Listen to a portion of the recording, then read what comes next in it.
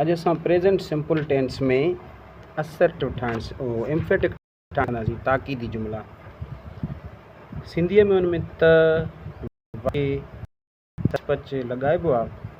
जीअं मां त सच ॻाल्हाईंदो आहियां, त जेकी निशानी लॻल आहे इहा एम्फेटिक या ताक़ीदी जी निशानी आहे। ठीकु आहे, हिन जी फॉर्मेशन छा आहे? पहिरियों सब्जेक्ट रखंदो,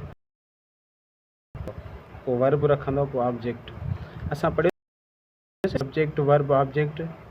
साॻियो तरीक़ो ई आहे असर्टिव वारो, पर छा करिणो आहे? सिर्फ़ु हिन में असांखे पोइ हेल्पिंग वर्ब वधाइणो आहे।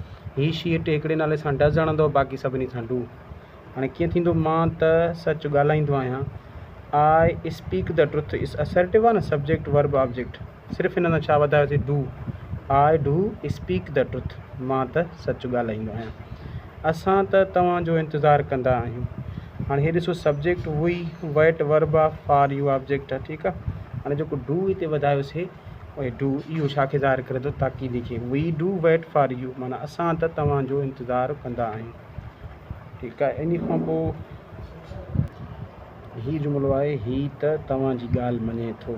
हाणे हिन में त जेकी निशानी आहे इहा ताक़ीद जी आहे। ठीकु आहे, हाणे जो कीअं थींदो? ही एडमिट यूअर पॉइंट असर्टिव वारो तरीक़ो आहे, पर हिते छा कंदा? इहो डज़ वधाईंदासीं। He does admit your point. हाणे माना छा थींदी? ही त तव्हांजी ॻाल्हि मञे थो। चोथों जुमिलो आहे, हूअ वाक़ई एप्रान में नर्स लॻे थी। हाणे हिते वाक़ई बि जेको आहे इहो एम्फेटिक लाइ इस्तेमालु थींदो आहे।